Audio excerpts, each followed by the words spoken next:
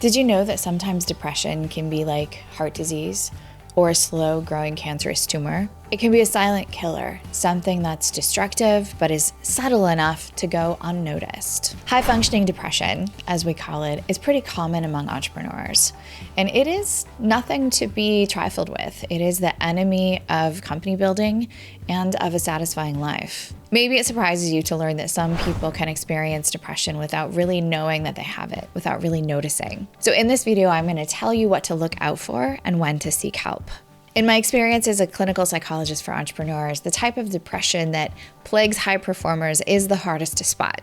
Sometimes called high-functioning depression or walking around depression, it comes with really subtle symptoms that most entrepreneurs brush off as fatigue or stress. So what is high-functioning depression? Let's talk about it. First, let's approach it from the clinical aspects. Part of the formal diagnostic criteria for major depressive disorder, that is the full whammy of depression, the diagnosis that you might get from your doctor, maybe you then go into therapy or take a medication. But in order to get that diagnosis, major depressive disorder, you have to have something that we call functional impairment.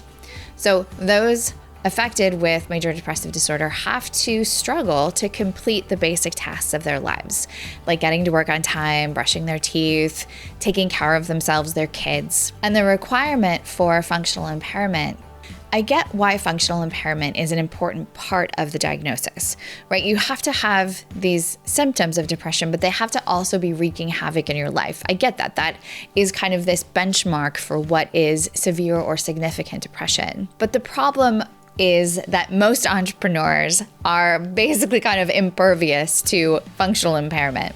Those with high functioning depression don't see the major changes in their ability to sort of get up and do the basic tasks of their life. One of the problems is in the way that we talk about depression. We talk about it as though it's categorical, like 1 or 0, yes or no, when in fact, much more often it's a continuum. We might have some symptoms or some struggles, but maybe not kind of cross over the threshold to get a diagnosis of depression. So high functioning depression is not a formal diagnosis, but it's an accessible phrase for those who are living under the weight of some depression or some symptoms, but without those obvious external signs. I talk about high-functioning depression with entrepreneurs because most entrepreneurs have an extraordinary ability to just keep going. That is their default setting. So in many cases, it doesn't matter how sick they are, how miserable they are, how depressed, how stressed, they will continue to function. So specifically for high performers and entrepreneurs, I feel like the functional impairment category isn't as helpful when we're looking at whether there's enough depressive symptoms to really warrant a deeper, more complicated conversation.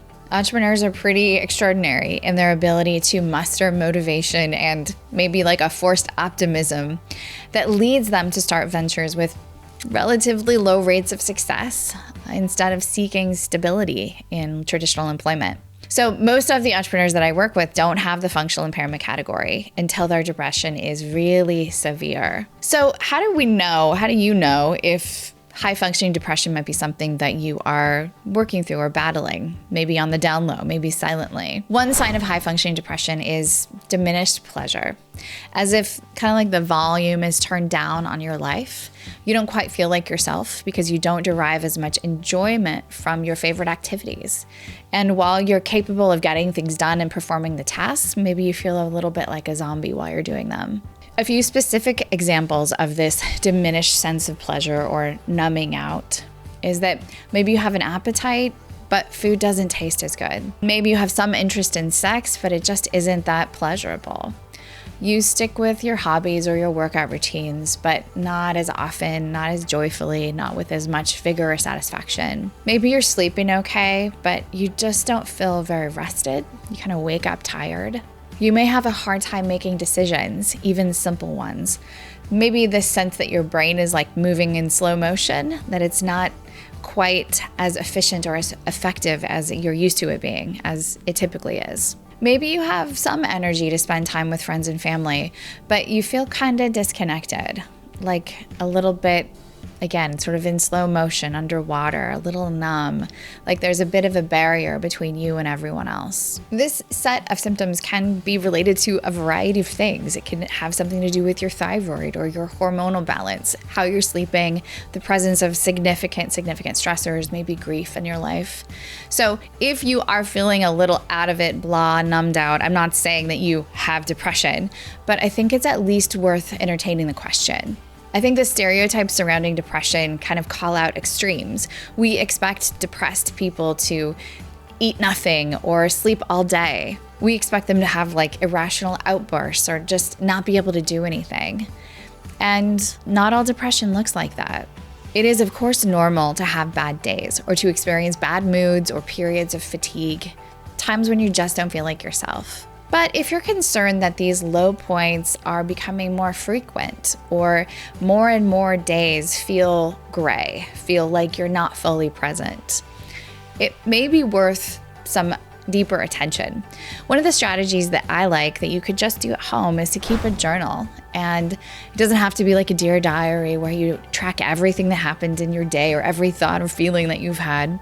You can just record your mood on a scale of 0 to 10, something like that. Some quick little shorthand where you can see over time how you're faring and how your mood is. If you find yourself diminished much of the time, maybe a stretch of 2 or 3 weeks where your mood score is 5 or below, I might consider therapy. I might consider talking to someone who can help you sort out what's going on. And I would do it sooner rather than later. It is so much easier to jumpstart yourself back into health and energy when you catch it quickly. It's when this kind of high functioning, low grade depression goes on for months, maybe even years, that it becomes more challenging to really undo all of the patterns that low grade depression can cause inside of you. Prevention is much easier than intervention.